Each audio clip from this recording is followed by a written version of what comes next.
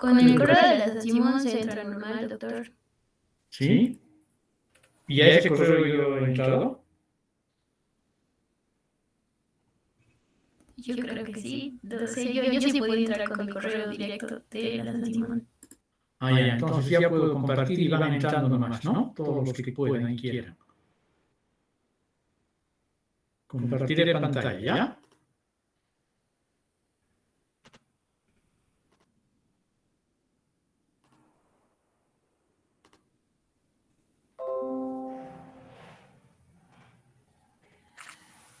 ¿Se ve y se escucha? Sí, doctor. Perfecto, bueno. A ver si hay tiempo para, como se nos acabó a media clase la anterior de cáncer de pulmón, si hay tiempo podemos hacer después de esta clasecita, ¿ya? Un poco de cáncer de pulmón, lo que faltaba, según lo que me han dicho, desde adenocarcinoma, ¿ya? Bueno, vamos a hablar hoy día de las proliferaciones reactivas de los ganglios linfáticos, ¿ya? La patología del ganglio linfático básicamente se clasifica en dos proliferaciones reactivas y proliferaciones neoplásicas, ¿ya? Las proliferaciones reactivas son muy heterogéneas, pueden ser agudas, crónicas y pueden tener diferentes patrones de respuesta a los diferentes tipos de agresión que pueden ser múltiples, muchos, ¿no?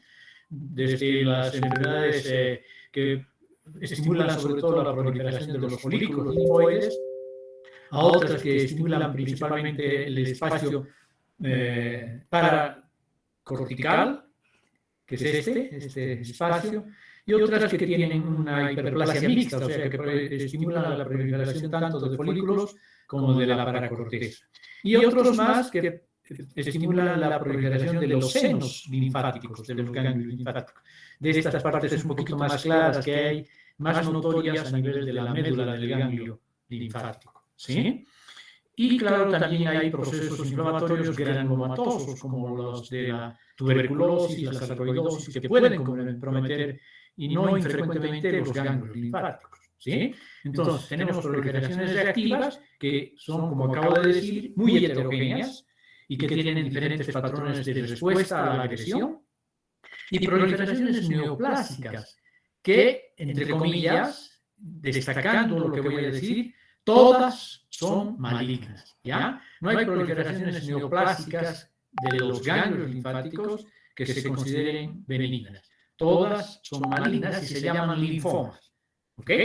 Muy bien, entonces con estas consideraciones iniciales vamos a describir lo que nos conmueve hoy, que es las proliferaciones reactivas, ¿ya? Los que nos compete hoy día, que son las proliferaciones reactivas. Y hemos dicho que pueden ser básicamente agudas o crónicas estas reacciones, ¿no? Cuando son agudas, sobre todo, se pueden denominar linfadenitis. Cuando son crónicas, es mejor utilizar el término linfadenopatía, ¿ya? La linfadenitis aguda suele ser leve y transitoria. Los ganglios linfáticos están francamente agrandados y dolorosos, los sinusoides dilatados con numerosos polimorfonucleares. Ya esto es lo que caracteriza a todas las inflamaciones agudas, como recuerdan, ¿no? Con numerosos polimorfonucleares. Y los folículos linfoides son prominentes. O sea que hay un patrón folicular, además de la infiltración inflamatoria aguda, hay una hiperplasia folicular acompañante, ¿ya? Y eventualmente, sobre todo en los agentes bacterianos piógenos, además de la infiltración aguda y crónica, con polimorfonucleares incluidos, pueden haber focos de necrosis y formación incluso de abscesos a nivel del parénquima ganglionar, ¿ya? Las linfadenitis agudas, desde el punto de vista clínico, pueden ser localizadas o generalizadas, ¿sí? Las localizadas son secundarias a un drenaje microbiano directo, al sitio donde los ganglios linfáticos drenan ese territorio, ¿no? Entonces, hay un territorio que está inflamado y los ganglios linfáticos a los cuales drena este proceso van a determinar una linfadenitis localizada. Pero cuando hay procesos generalizados como las infecciones virales o un proceso bacteriémico, sobre todo en niños, entonces puede haber una linfadenopatía o linfadenitis también generalizada, ¿sí? En cambio, más frecuentes son las linfadenitis crónicas, que es mejor, como les dije, decir linfadenopatía crónica, ¿ya? Y esto es secundario siempre en respuesta a algo, a alguna agresión, ¿ya? Infecciosa o inmunológica o de otra naturaleza, ¿sí? Entonces, en respuesta a episodios reiterados de linfadenitis aguda o a estímulos antigénicos, puede sobrevenir una linfadenopatía crónica. Pero también los ganglios linfáticos pueden tornarse patológicos en las regiones donde drena la linfa proveniente de tumores, de cáncer sobre todo, ¿ya? Esto es fácil de ver cotidianamente en los cánceres de mama, por ejemplo, o en los melanomas de los pies, por ejemplo, drenando a los ganglios linfáticos inguinales, sobre todo, ¿ya? ¿Y cuáles son las respuestas, el tipo de arquitectura que adoptan los ganglios linfáticos frente a estas agresiones? Pueden haber hiperplasias foliculares, hiperplasias corticales y las denominadas hiperplasias histiocyticas sinusoidales, ¿sí? Que es lo que vamos a ver ahora. La hiperplasia folicular, paracortical e histiocytica sinusoidal, además de las enfermedades granulomatosas que también pueden formar granulomas en los ganglios linfáticos. Empezaremos con la hiperplasia folicular, después la hiperplasia paracortical y la hiperplasia histiocytica sinusoidal, ¿ya? ¿En qué eventos, en qué procesos vamos a ver principalmente? Porque estas reacciones hiperplásicas no necesariamente son solamente foliculares, pueden estar solapados dos procesos, dos tipos de hiperplasia concomitantemente, como vamos a ver en los ejemplos que vamos a ir dando a lo largo de esta plática, ¿ya? Hiperplasia folicular, ¿en qué casos? Post-vacinales, después de vacunas, ¿sí? En los infartos de miocardio, en la sífilis secundaria, la artritis reumatoide, la toxoplasmosis, la enfermedad de Castleman y, claro, otras enfermedades virales como el SIDA, reacciones de hipersensibilidad a fármacos, proliferación sistémica policlonal inmunoblástica. Son eventos que no vemos mucho, pero les he señalado los que sí son importantes de recordar con los asteriscos. Sífilis secundaria, artritis reumatoide, la enfermedad de Castleman, que se llama también linfadenopatía gigantocelular o gigante, y la toxoplasmosis, que es un evento importante, ¿ya? Antes más frecuente que ahora. Luego tenemos los procesos que condicionan básicamente o fundamentalmente una hiperplasia paracortical. Tenemos las infecciones virales como el ejemplo más típico y característico. También los procesos postvacinales, los fármacos, sobre todo la fenitoína, el proceso denominado linfadenopatía angioimmunoblástica y la de linfadenopatía dermatópica. Son procesos que cursan principalmente por una hiperplasia paracortical. Luego tenemos la hiperplasia histiocytica sinusoidal, ¿sí? Que como hemos dicho, drena, que se producen los ganglios linfáticos ubicados en el territorio de drenaje neoplásico. Y también la enfermedad de Dorfman-Rosay. Esta es una hiperplasia histiocytica sinusoidal también conspicua, gigante, importante. ¿Sí? Bueno, ¿me siguen escuchando? Sí, doctor. Gracias. Voy a ir preguntando de rato en rato, pues que a veces se puede cortar la internet, ¿verdad?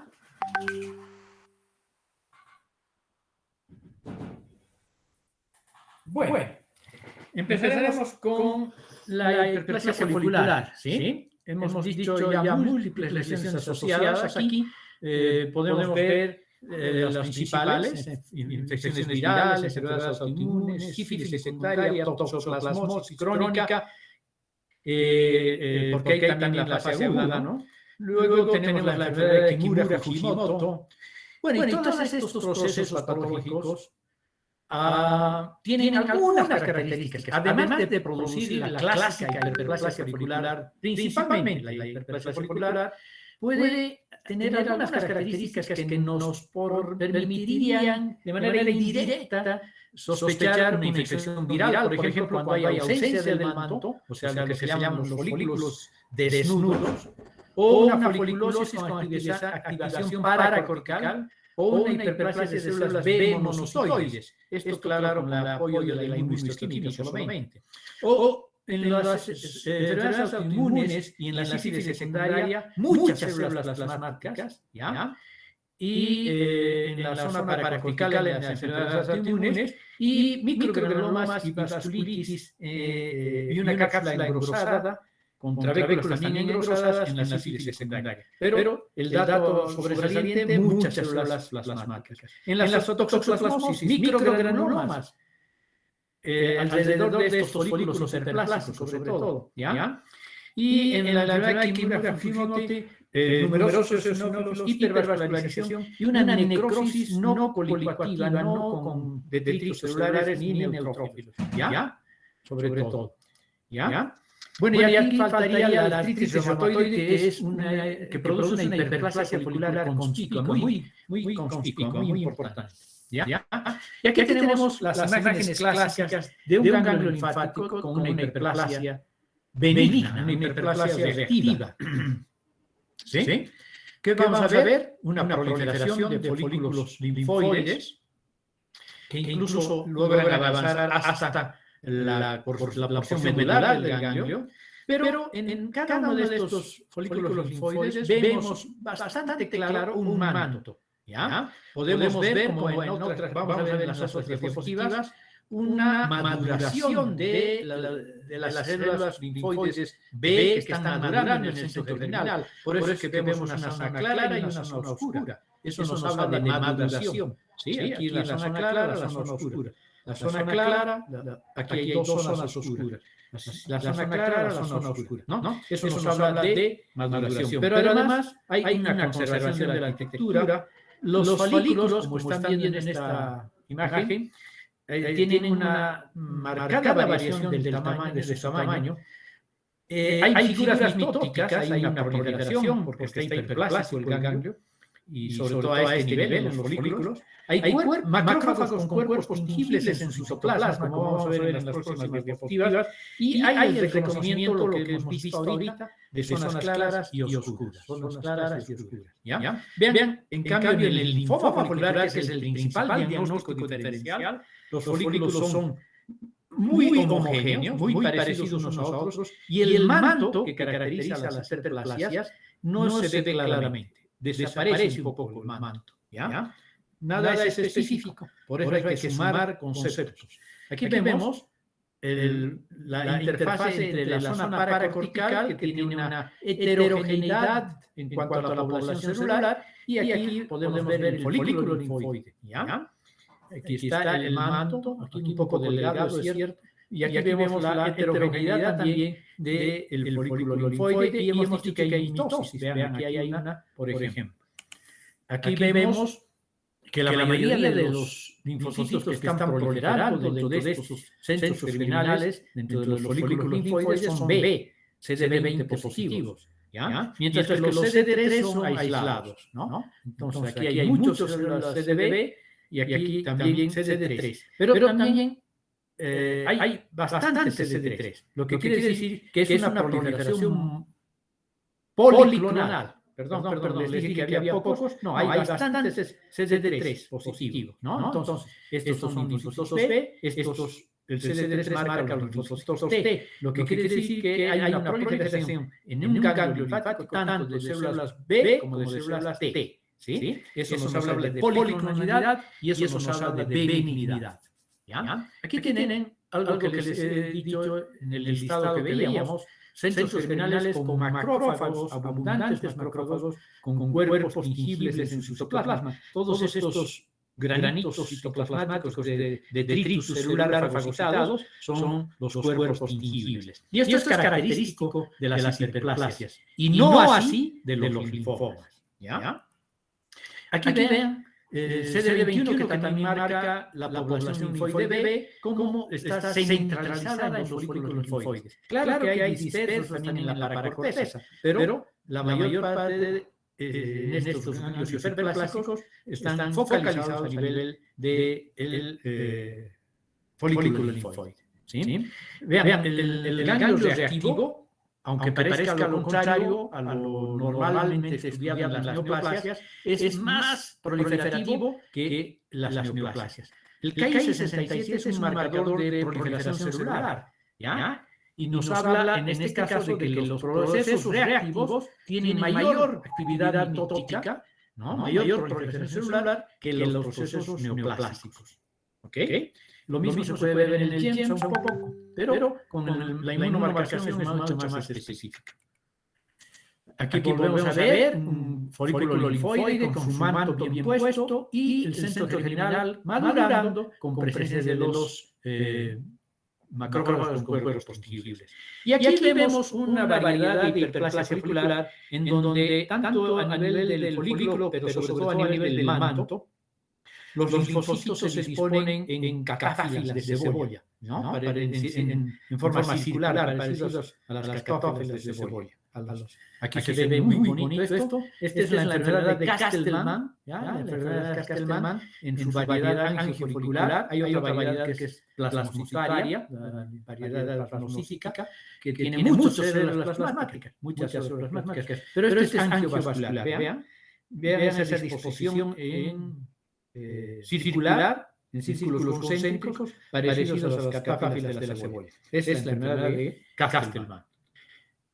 Las hiperplasias linfoides foliculares tienen la posibilidad de confundirnos, por lo tanto tenemos que hacer un diagnóstico diferencial con otros procesos, sobre todo con procesos neoplásicos con patrón folicular, como son el linfoma folicular, el más importante, el linfoma de células del manto, que en general no forma folículos muy bien hechos, por lo tanto es más fácil, el linfoma periférico de células T de tipo Light D, y el plasmosoma nodal. Bueno, estas son entidades que nunca he visto en mi vida, son rarísimas.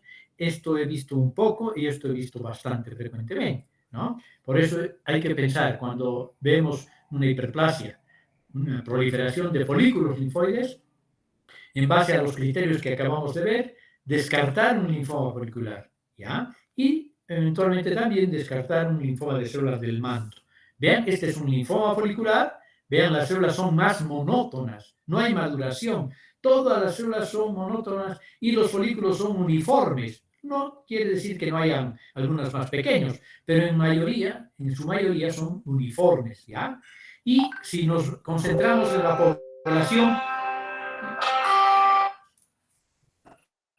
Javierito, te llamaré en 15 minutitos, ¿ya? Estoy en clase. Sí. Gracias, mi chacha. Perdón. Entonces, vean la monotonía de los núcleos de estas células del centro germinal, ¿ya? Y este es un linfoma del manto. Miren, hay un remedo de folículos linfoides, pero no son verdaderamente folículos linfoides que nos puedan hacer confundir de una hiperplasia linfoide. Y la población celular es también monótona. Y claro, se parece a las células que normalmente están en el manto de los folículos, a estas células, ¿no? O a estas. De este tipo de células es que se forman los folículos, los linfomas del manto, ¿ya? Bueno, veamos ahora la hiperplasia paracortical. Es típica de las infecciones virales. Hay otras entidades que también cursan con hiperplasia paracortical, como las relacionadas con medicamentos, las postvacinales, la angioimmunoblástica y la dermatopática. Pero principalmente son las infecciones virales. Y son las infecciones virales porque muy frecuentemente, antes del advenimiento de la inmunohistoquímica sobre todo, muchos linfomas de Hodgkin han sido diagnosticados que en realidad no eran más que hiperplasias paracorticales, ¿ya? Entonces no es fácil a veces el diagnóstico con solo la histología. Bueno, ¿y cuáles son las entidades más importantes? La mononucleosis infecciosa, la enfermedad por herpes, ¿sí? La toxoplasmosis también puede tener una hiperplasia paracortical con presencia de microgranulomas, ¿sí? La linfadenitis dermatopática, en donde puede haber una hiperplasia folicular, y vamos a ver eso con más detalle. A veces podemos encontrar pigmento melánico porque acompaña a linfadenopatías, a dermatopatías, ¿no? Y la micosis fungoide, que es una verdadera neoplasia, no la vamos a tomar en cuenta porque ya es una neoplasia, pero puede estar en el diagnóstico de este patrón paracortical de proliferación. Aquí tenemos una mononucleosis infecciosa, miren ustedes, los folículos linfoides están dispersos en medio de una proliferación exquisita de linfocitos de la paracorteza. ¿Sí? Aquí también vemos una proliferación de linfocitos T y B de todo tipo en la paracorteza y los folículos linfoides residuales que son pequeños y están atrapados, diríamos, en este proceso hiperplástico paracortical. ¿Sí? Vean la heterogeneidad de la población celular. A veces hay células medio parecidas a las de Redd-Steinberg, a sus variantes sobre todo, y por eso es que antes muchos diagnósticos se han hecho, incluso por expertos, de enfermedad de Hodgkin en estos procesos virales como en la mononucleosis infecciosa.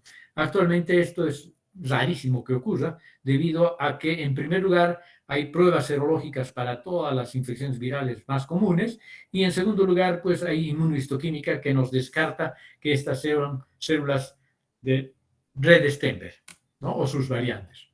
Aquí tenemos, por ejemplo, una importante patología de hiperplasia paracortical, la linfadenopatía dermatopática, que es una entidad benigna con hallazgos histológicos característicos, como ser, por ejemplo, la adenopatía persistente en el seno de una dermatosis crónica, ¿ya? O de una enfermedad inflamatoria de distinta naturaleza. Varias enfermedades inflamatorias de la piel pueden producir linfadenopatía dermatopática, ¿no? Sobre todo cuando esa infección o afectación cutánea es extensa. ¿Y qué es lo que vamos a ver? Adenomegalia, que puede ser asintomática, ¿sí? Donde más frecuentemente vemos es en la región inguinal, axilar y cervical. Pueden ser ganglios móviles y no adheridos a planos profundos. Y ya en la histología lo que vamos a ver son macrófagos, un componente menor, aunque característicamente pueden contener pigmento citoplasmático, principalmente melanina o hemosiderina, ¿ya? Y lo que vamos a ver en los folículos, perdón, en los ganglios linfáticos son centros germinales aumentados de tamaño, rodeados por linfocitos y la zona paracortical muy ensanchada y con manchas pálidas, ¿no? Debido a la presencia de células de Langerhans, que son estas que están marcadas aquí con inmunohistoquímica, ¿no? Entonces, y sobre todo células dendríticas interdigitantes. Pero, como ustedes ven, se mantiene un poco el patrón folicular. Entonces, esto es lo característico de la linfadenitis dermatopática. Por último, tenemos la hiperplasia histiocítica sinusoidal, que hemos dicho en dos circunstancias fundamentalmente se produce este tipo de hiperplasia: territorio de drenaje neoplásico y enfermedades de Dorfman-Rosay, ¿sí? Que es la denominada histiocitosis sinusoidal linfadenopatía masiva, con linfadenopatía masiva. Ya ha muerto recién nomás el doctor Rosay, un patólogo argentino que toda la vida ha vivido en Estados Unidos y que es el que ha sido el que ha continuado con el libro más famoso de patología quirúrgica en esa época, porque ahora hay muchos, ¿no? Pero en esa época, hace 20, 30 años, el Ackermann-Rosay, el más famoso libro de patología quirúrgica. Bueno, hay varios procesos patológicos en los que también, además de los que hemos señalado, ¿no? El territorio de drenaje neoplásico y la enfermedad de Dorfman-Rosay pueden verse, ¿no?